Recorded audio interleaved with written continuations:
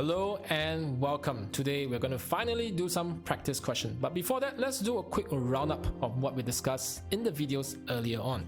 And that is, we look at the logarithmic function, what it does. What it does is actually on the right hand side, it spits out the answer, which is actually an exponent, a power. Okay, so a quick recap was, the natural question that we asked was this, right? If 2 to the power of 5 is 32, 2 to the power of 6 is 64, can I find 2 to the power of something that is equals to 48?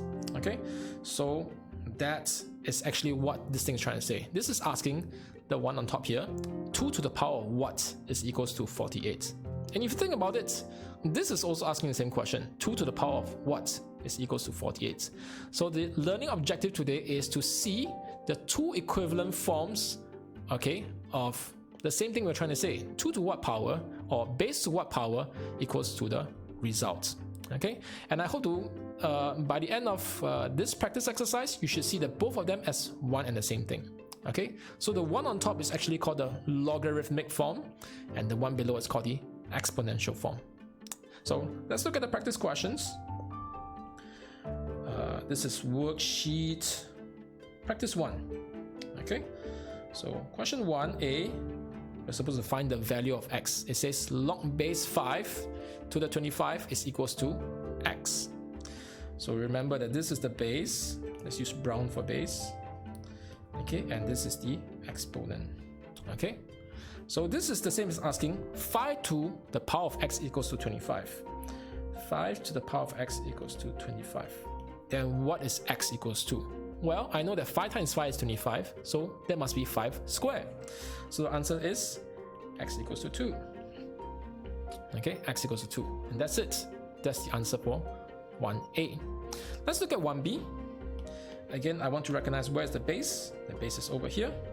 Okay, and the exponent is over here. So that tells me that this is asking 3 to the power of x, or 3 to what power, because I don't know what x is. 3 to what power gives me 1. 3 to what power gives me 1. Oh, I know that. 3 to the power of 0 is equals to 1.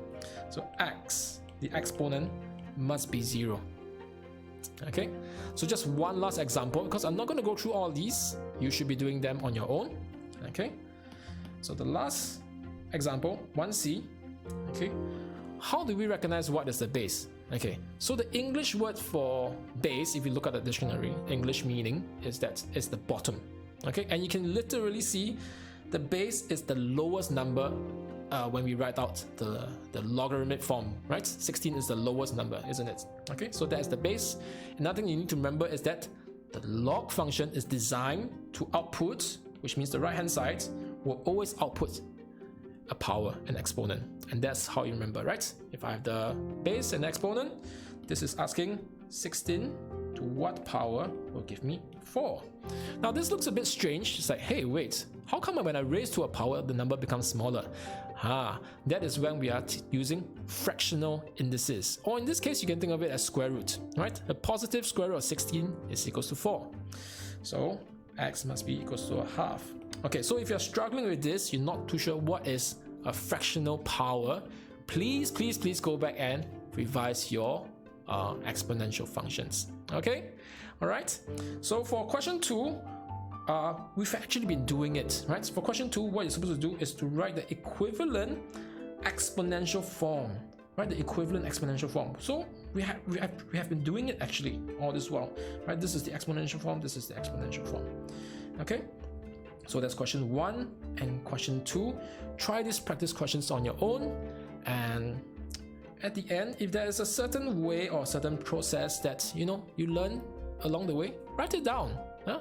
And hopefully this should help you to see that the equivalence between logarithmic form and exponential form. Catch you in the next video.